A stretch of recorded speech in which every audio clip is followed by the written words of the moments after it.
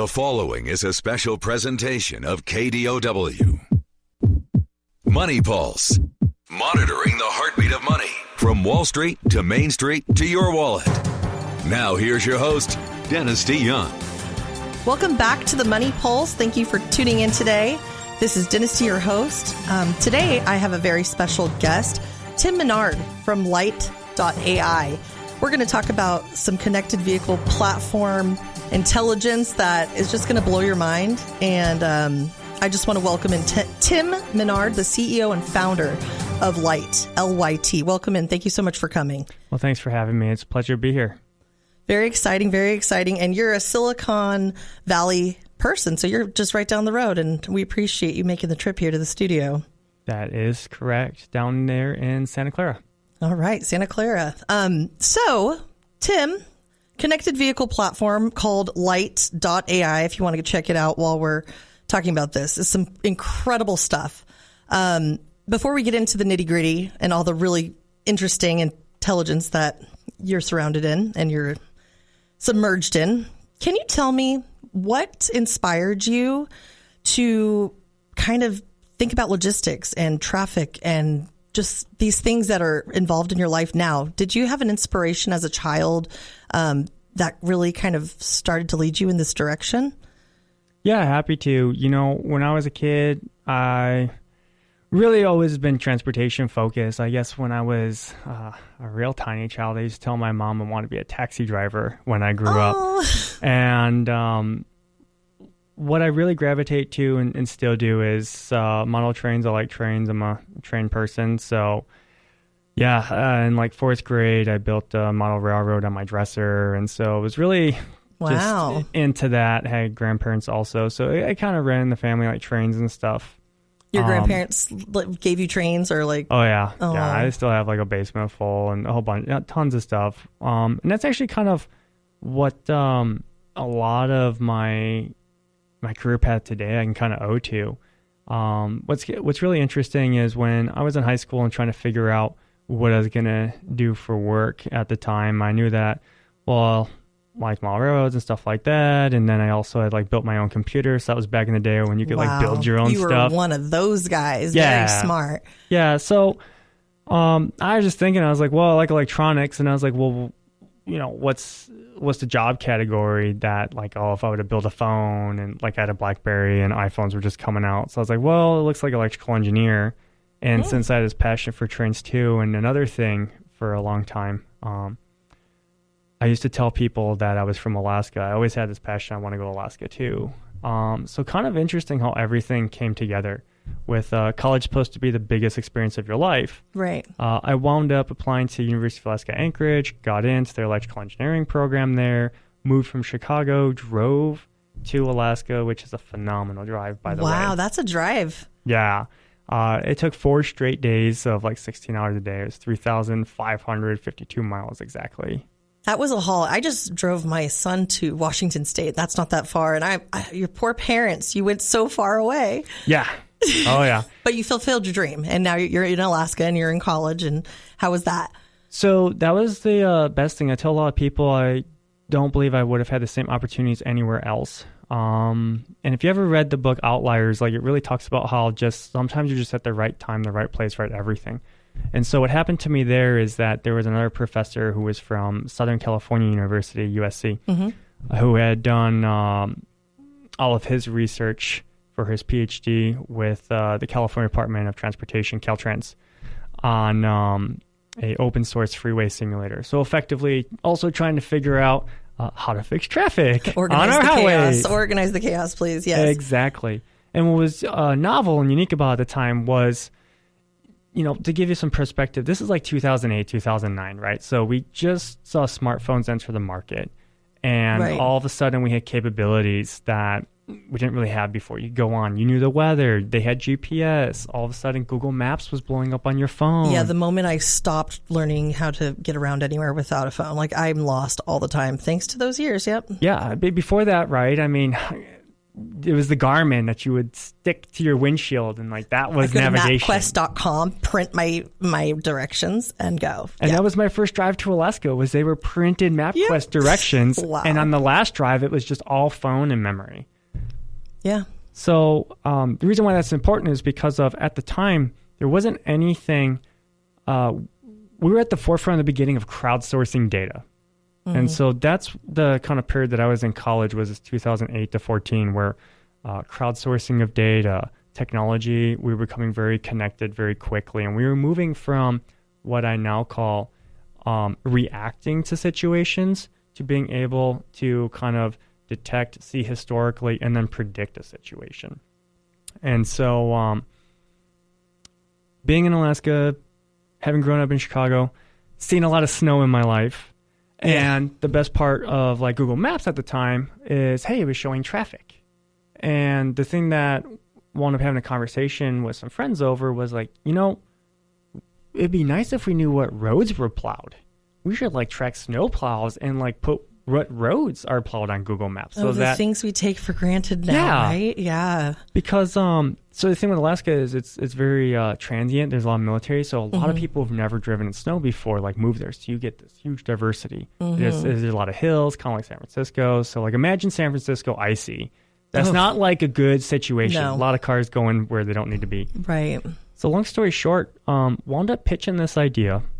The professor went just immediately, wow, that's an awesome idea. And was just like, why don't you come join me? We'll like write papers and go travel. And he just told a 19-year-old, I'm going to pay you to work on your idea and I'm going to send you places. I was instantly in. Score. Yeah. Yeah.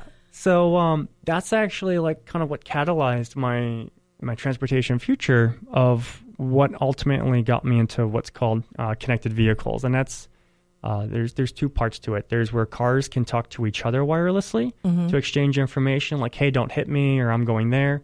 And then there's the part that we know all very well. We just see it differently as connected cars to like cloud. So that's like how Pandora and Spotify work in your car right now. It's got a cell modem. So all this wraps up to say that we were on the forefront of proving that what Waze was doing was accurate, because we became the academic competitor to Waze.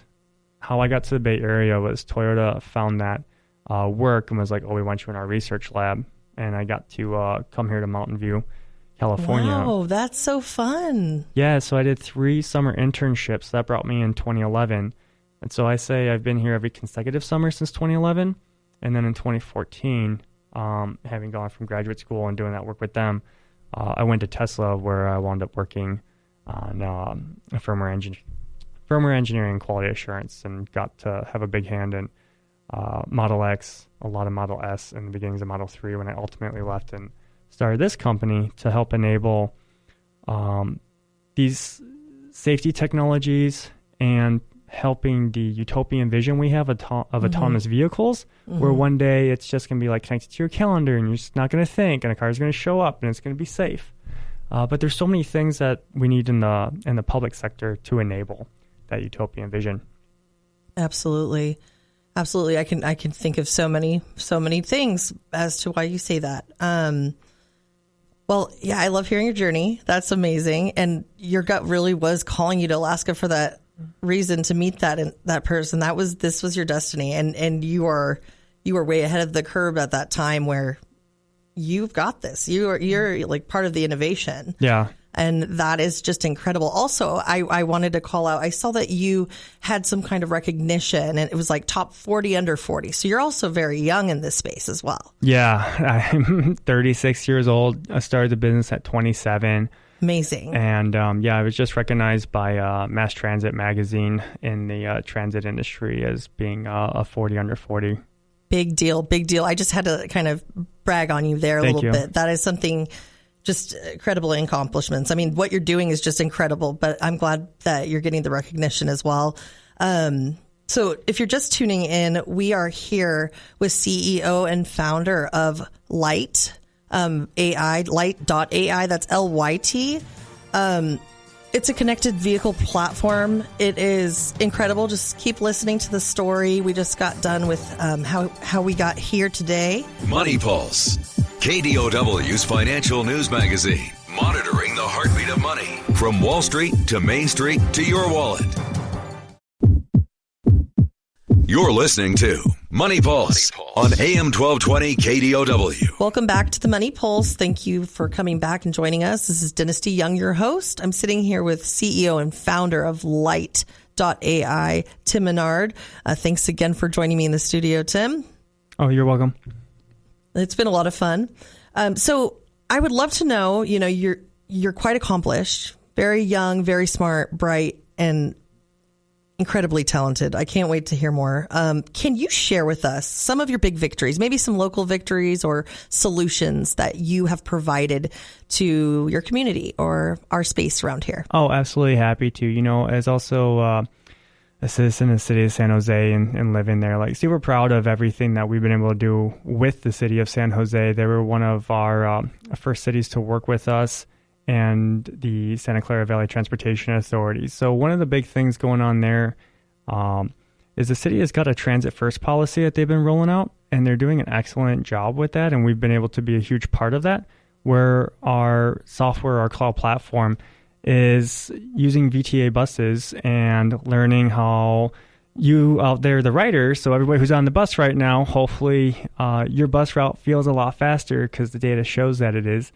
That machine learning is understanding how you guys are getting on, how traffic's influencing, and essentially re-optimizing how the traffic lights in the city of San Jose and now Santa Clara as well provide priority to VTA buses, because we're only going to ride them if they're competitive and a select option. So been a lot of excellent work here, and it'll be finished by the end of the year that for every VTA route in San Jose citywide will be prioritized. So yeah, the buses are the way to go now.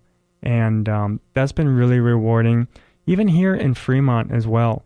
Very early to work with us, excellent partner, and their traffic department and fire department. So here on Fremont Boulevard, we enable the fire department to move faster through the city with our software. And so that's a huge win. So important. Yeah, to put some numbers behind that, during AM and PM peak traffic, that used to take without this system about 43 minutes to get from the south to the north side of town. I can imagine, yeah. They've been able to now do that in 13 minutes. Wait, hold on. Say that again. What was the difference there? 40 what minutes to 13? Yeah, 13 minutes. That is an incredible improvement. Yeah, so that's what's important, and things that, I don't know how many of you out there listening have thought about when you're looking at a community to live to. A lot of you with kids or thinking to have kids are probably thinking oh, what school district? Are they good? Absolutely. Do they have this many or that? But what's really important also is to think about just how is the emergency response in that area? If you have a heart attack, if you have some sort of need, are you in an area where you're going to be able to be responded to in a critical time to where your risk of death is completely removed? And then going farther down, because if you have a heart attack, you only have 8 minutes. After 8 minutes, you're really on a prayer and you're really hoping for the best. Right. But, under that 8 minutes, 6 and 7 is potential long-term brain damage. And so what at the end of the day is, I'll never know the true results. I don't go to the hospital. I can't see, but I know from the data that we see on how we've been able to help these responders that are going on cardiac arrest calls, they're getting there in 4 or 5 minutes. That's life changing for that person. And at the end of the day, we all are in traffic. We all participate in it. And when we see, especially ambulances and fire, they're going to some sort of critical scene. So to be able to use the information today, because what's really neat about our system is that it's not just vehicle tracking, there's a vehicle, the old, we think that with lights and sirens, traffic lights just change for them, and it's not always the case. Right. Today, with all this information, we connect to 911 dispatch, and we know, when the call comes in, hey, what are they being dispatched for? And approximately where are they going? Because we need to know for HIPAA and stuff, but we just need an approximate.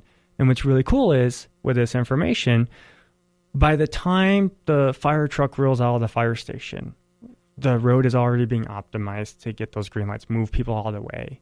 Like you as a driver Incredible. have probably experienced, right, being at the worst, right, is you're at a red light. All of a sudden, you got lights and sirens behind you. Now you're trying to figure out, oh my God, do I go through the red? It's a panic. It's a panic. Yeah, and it's a terrible experience. It causes more uncertainty and a safety concern. And the biggest risk, if you speak with our law enforcement or our fire and ambulance, is that the most dangerous part of their job at the end of the day is not at the scene, it's getting to the scene. So like, how do we all participate in making our community safer? Is that, first of all, it's just right here. We have technology today. We have, our cities have infrastructure to accept it and can now do it in like days and weeks. That's another phenomenal thing, is we've taken what used to be like years-long integration projects and turned them into weeks and months. It's incredible how fast those things have sped up with technology. Yeah. So if you, again, like you had mentioned, if you go to our website, Week-LYT.ai, we have got these success cases. You'll see more across North America, but specifically for those of you here in the Bay Area who want to see Fremont and San Jose, there's a lot of case study and documentation on there already. More to come in the local area and even California-wide. And the West Coast has really accepted and been growing this out pretty quickly. Absolutely. I mean, being in the Silicon Valley and being in the Bay Area, we should be really quick to adopt these things that are no-brainers. I mean, saving lives, saving time, saving unnecessary car accidents and scared teenagers driving on the road, not knowing what to do when they're panicking and emergency services are out. But I mean, I'm just thinking like those cities that are the champions of their city that are choosing to take this software and adopt it and really prioritize their citizens of their community and their safety and their health. I mean, that's huge. And yes, please go visit Week-LYT.ai if you're listening. Even if you're just curious, you don't have to be a leader, municipally, but you should definitely be aware that this stuff is available. And I think it saves lives. I mean, you said 40 something minutes to 13. That is just like, that one is crazy to me. Do you have any other big wins or other industries that you feel are being impacted in a very beneficial way, just like the emergency service dispatch? Anything else that you could call out that is significant in this space? Yeah, I mean, the numbers and what we've been able to do for transit too are also just very impressive. I mean, San Jose is seeing essentially kind of like a 50% reduction in their red light wait time is what we call it for buses. So essentially buses are moving more. Some like our best transit case to date is in Portland, Oregon, where we worked with them and did a very optimized for bus and bicycle bus rapid transit. So for 15 miles of roadway now going from downtown Portland out to their eastern suburb, if you can ride a bus that feels like a train because it's only stopping at bus stops. Oh, okay. Yeah, they have an express chain like that in San Jose. So yeah, that's nice not having to stop everywhere. Yeah, so if you're like on a bus and you're realizing that the only thing you're stopping for is a bus stop, you could imagine that at the end of the day, because your boss doesn't care if you're late to work. They only care that you got to work on time and efficiently. You can't blame the bus driver. Right. So transit is having a renaissance right now, like nationwide. We're seeing a lot more to Amtrak. We're seeing a lot more to buses. We're seeing a lot more investment there. And the reason why is because with, again, like Google Maps and the full integration of being able to reliably, we always think to Europe as that utopian view of transit. Like, I can just walk outside. There's a bus. I get on it. It's fine. Cars, we don't need them anymore. And we're seeing that. We're seeing that pick up. So Seattle, Portland, San Jose, these are just some of the big open immediate cases. I just hate driving. Put me on a bus. That's fine if it's working. Yeah, we don't have... what I like to say is we don't have the driving culture anymore that our parents had, where the roads were a bit more open. Go for drives for fun. Yeah. I don't know. I don't do that. Or if you want to do that, right? Your drive for fun starts like 2 hours after you drove out of the bay, right? Exactly. So it's everybody's looking for that next, it's just a means to an end essentially. And as we work towards these solutions and as we get more of the city traffic lights in the area, right? If you now look at this as like a regional play, because now everything... So something for the audience, you're driving the roads right now. You probably don't or care to identify, hey, that's the city of Fremont, and that's the state, and that's the county. Right.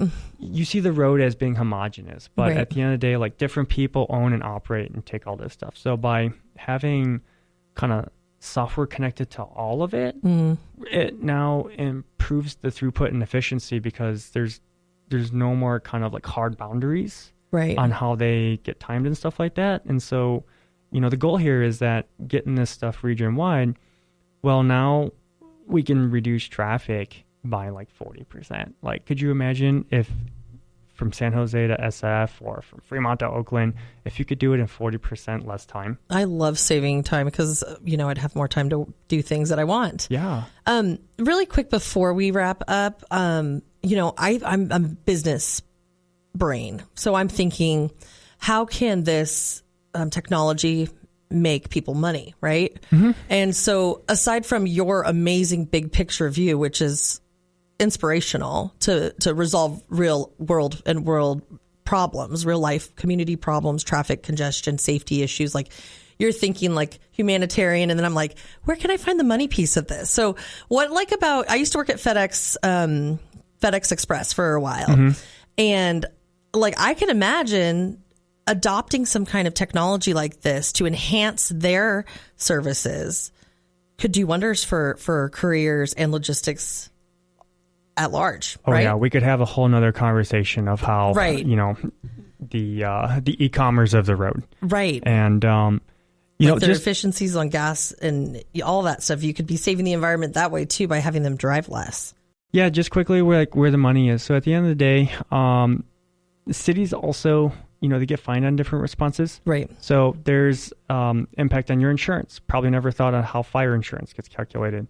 If they can get to there, then it's going to be reduced insurance for commercial and home. So there's a lot of where the money is in a lot of different That places. is a good point. Like that is an all around humanitarian, but also saving us the liability costs and things like that and possibly saving a life. Yep. Well, you're right. That is a whole nother conversation. And I'm going to have to invite you back because I would love to focus in on how our business owner listeners might be able to adopt technology to enhance their businesses. So thank you so much, Tim Menard from Lyt.ai, Lyt.ai, CEO and founder. Tim Menard, thank you so much for joining us today. Thank you. It was a pleasure.